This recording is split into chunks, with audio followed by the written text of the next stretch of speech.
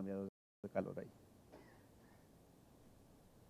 Bueno, ¿cuándo empezaron a funcionar esta tecnología? El primer reactor,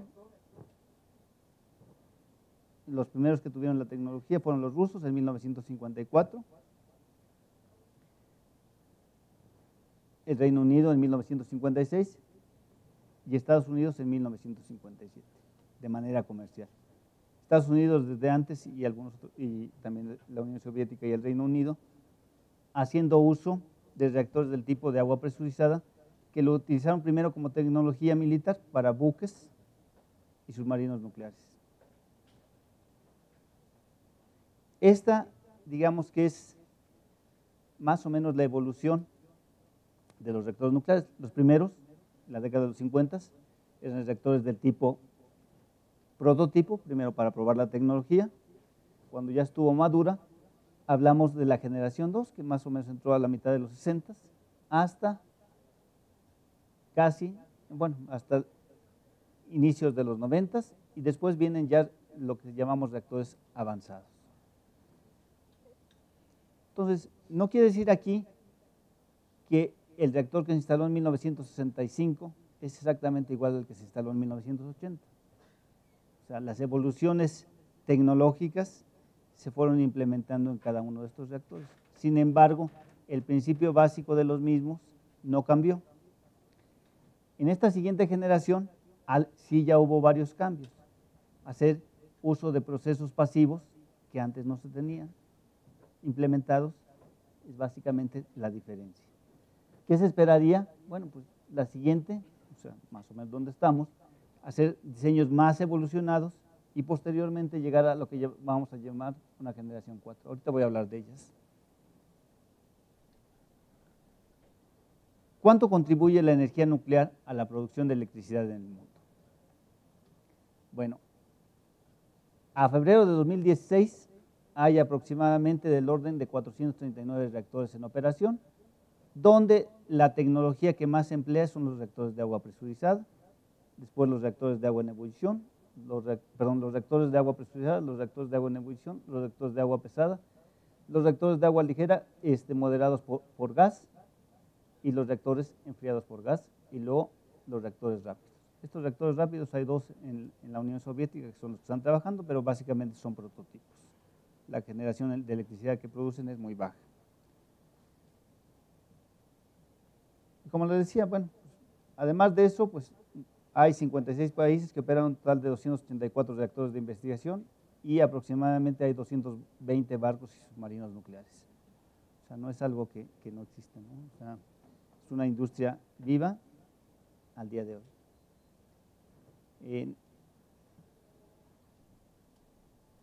Simplemente para hacer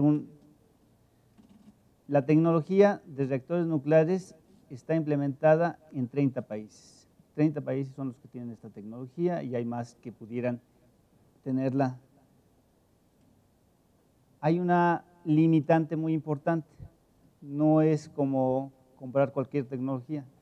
Se tiene que tener un organismo regulador, se tienen que implementar muchas condiciones de seguridad antes de que se permita y se emita una licencia para el uso de la energía nuclear, tanto internacionales como nacionales.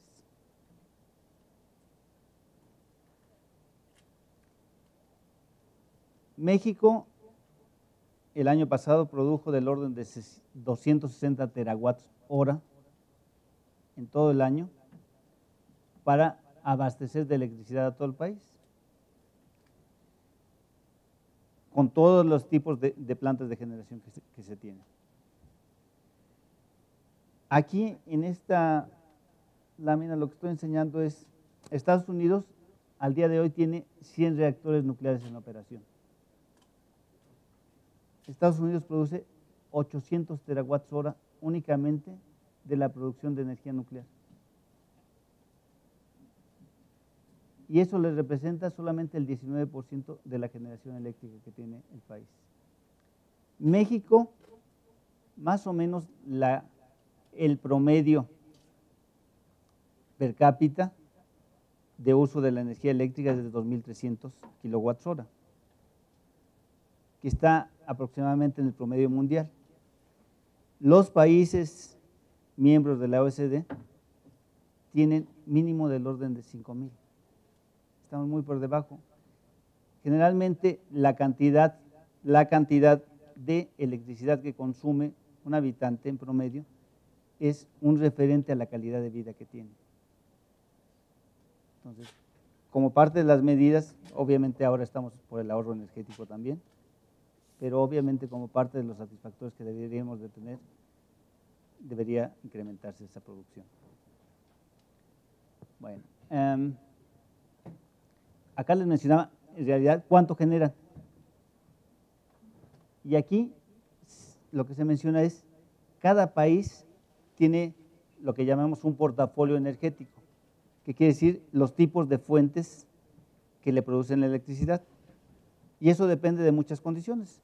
Una, de los recursos que pueda tener, otra, a los que pueda tener acceso. Francia, por ejemplo, no tiene muchos recursos naturales. Francia produce el 76.3% de su electricidad por medios nucleares.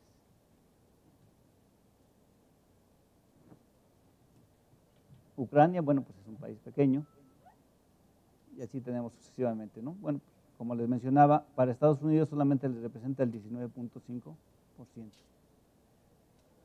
Claro que es el país que más produce energía eléctrica por medios nucleares y que tiene más cantidad de reactores en operación. El otro que viene muy fuerte, bueno, es China, pero China tiene un problema muy grave de generación eléctrica por medio de carbón, porque es su principal recurso. Al igual que para Estados Unidos, su principal recurso energético, o el Reino Unido, es el carbón. Estados Unidos produce casi el 40% de su electricidad por medio de plantas carboeléctricas, al igual que lo hace Inglaterra. China produce el 80%. Por eso le está apostando a todo.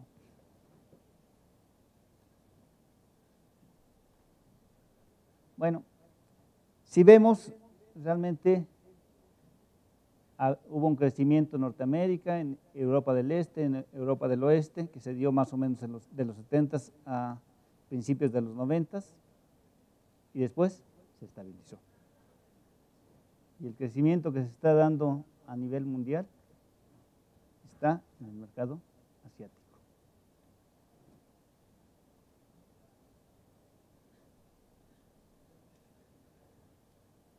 De 2010 a 2014, esta es la cantidad de generación que hay por región.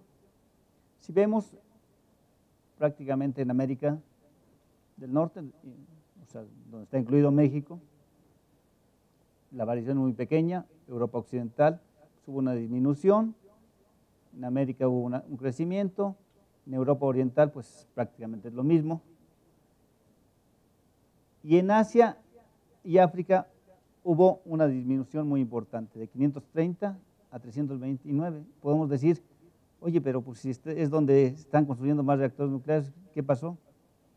Pues pasó el accidente de Fukushima. Japón era el tercer país con más reactores nucleares, 54 reactores nucleares, que dejaron de producir energía eléctrica. ¿Cuánto? Pues ahí lo podemos ver, ¿no? 200 megawatts, 200 terawatts hora por año. ¿Un problema? Pues claro que es un problema para su economía. Finalmente decidieron que van a poner en marcha durante este año y el próximo ya todos sus reactores nucleares. ¿Por qué no sufrieron más? Bueno, porque ellos tenían plantas de ciclo combinado que utilizaban gas natural como plantas de respaldo. Todo sistema eléctrico tiene que tener plantas de respaldo para cuando hay demandas de energía eléctrica. Todos los días hay demanda de energía eléctrica. Cuando pasa de ser el día hacia la noche, todo el mundo está prendiendo la luz, ¿no? Y entonces ahí, desafortunadamente para la electricidad no hay forma de almacenarla a la fecha. Entonces, lo que se está generando se consume o se pierde. Entonces, bueno, pues si estoy produciendo algo que no se está usando, pues es una pérdida económica importante y pues nadie va a tirar el dinero. Entonces, los que operan los sistemas eléctricos dicen, en 5 minutos tienen que entrar todas estas plantas de producción eléctrica para que satisfagan la demanda que se va a dar en los próximos 5 minutos. Entonces, Japón tenía plantas de ciclo combinado para esas, y en lugar de tenerlas de esa forma, lo que hizo fue cambiarlas para que estuvieran operando todo el tiempo. Claro, con un costo mayor.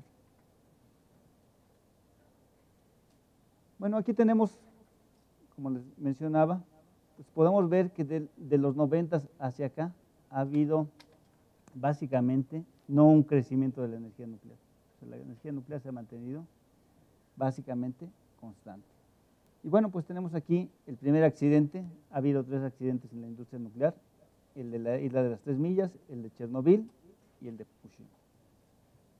Bueno, el de las 3 millas, si me da un poquito de tiempo, voy a hablar acerca de ellos. Pues no produjo gran cambio, realmente aquí no hubo cambios.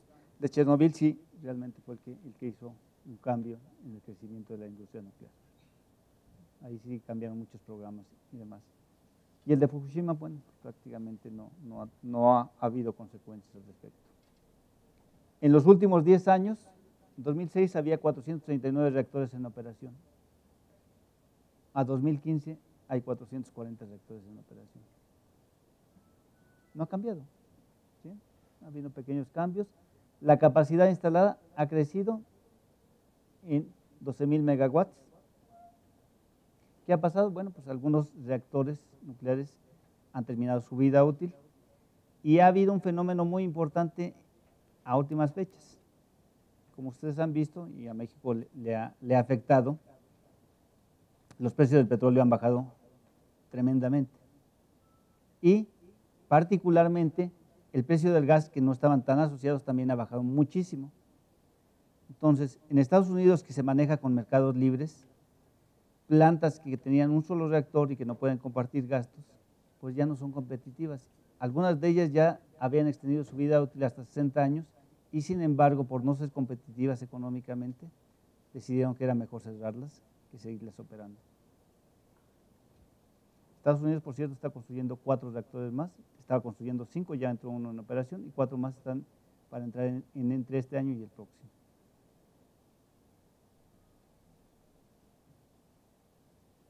Después del accidente de Fukushima, que tenía 54 reactores, 11 de sus reactores ya no van a volver a entrar en operación.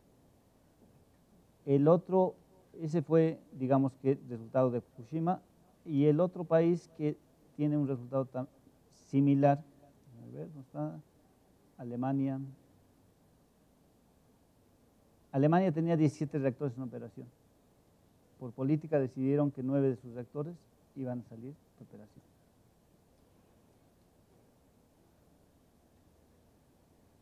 Y bueno, pues esto es como al principio, ¿no? La capacidad instalada que tiene para producir energía eléctrica, pues el gigante es Estados Unidos, pero China se viene creciendo fuertemente.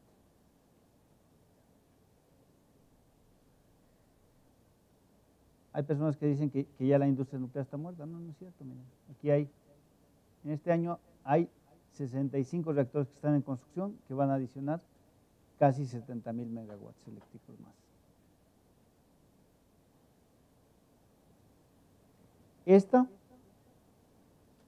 La capacidad instalada de México es aproximadamente de 65,000 megawatts eléctricos. Y como si fuéramos todo un sistema eléctrico mexicano.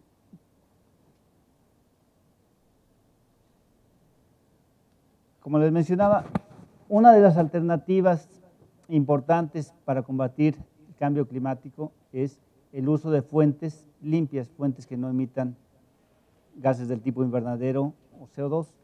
Bueno, pues la nuclear está considerada en todas las proyecciones de los organismos que no son nucleares, los organismos de análisis de energía, para ser uno de los contribuyentes a que ese cambio climático no se dé.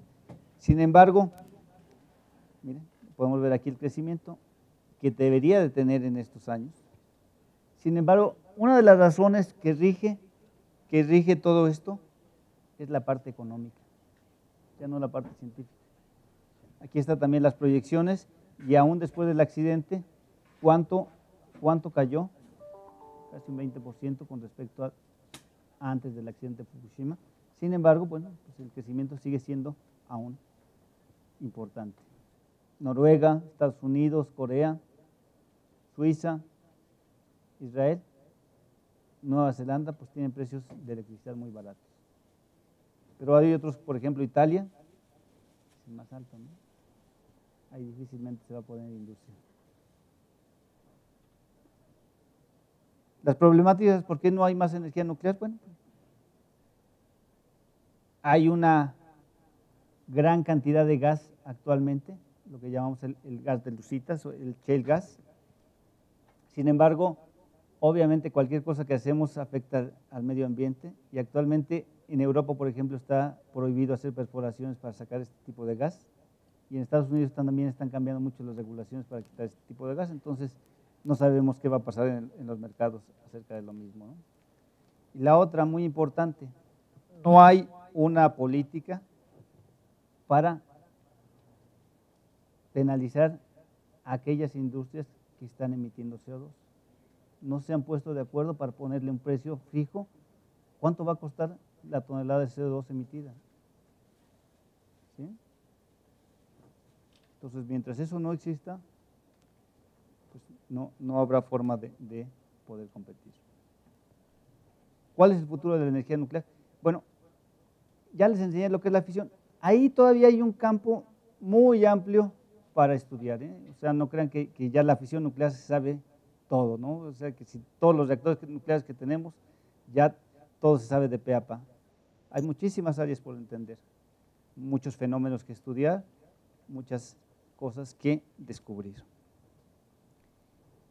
Estos son los reactores que están en operación. ¿Qué sigue? Bueno, pues las alternativas adicionales para bajar costos es hacer uso de reactores pequeños. Los reactores que están actualmente son del orden de 1000 megawatts, eso significa que van a costar muchísimo dinero y además se tardan mucho tiempo en construir, que son 5 años.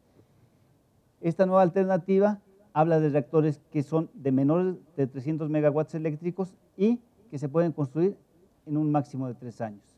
Sin embargo, obviamente esto está regido por cuánto vayan a costar y de acuerdo a los mercados eléctricos. Muchos países están haciendo análisis acerca de estas nuevas tecnologías. De hecho, México participó en el desarrollo de uno de ellos junto con Westinghouse. Yo tuve el privilegio de participar. Se hizo el diseño conceptual, se emitieron los papeles para solicitar el licenciamiento del reactor ante la NRC y se quedó ahí porque ya como plan de negocios a Westinghouse no le convenía. Los otros, bueno, pues los reactores rápidos, como les dije, también aparecieron al mismo tiempo que los reactores térmicos. Desde los 50 ha habido reactores de este tipo en operación. ¿Por qué no funcionan comercialmente? Pues porque no son competitivos. Estos son los que están actualmente y algunos de ellos que están en construcción. ¿Por qué se sigue investigando en ellos? Bueno, pues porque, igual que la fusión, pueden presentar alternativas para producir energía eléctrica y ser solución de algunas otras cosas. Como ello es la generación 4. Todos estos reactores rápidos son prototipo de lo que van a ser los reactores de cuarta generación.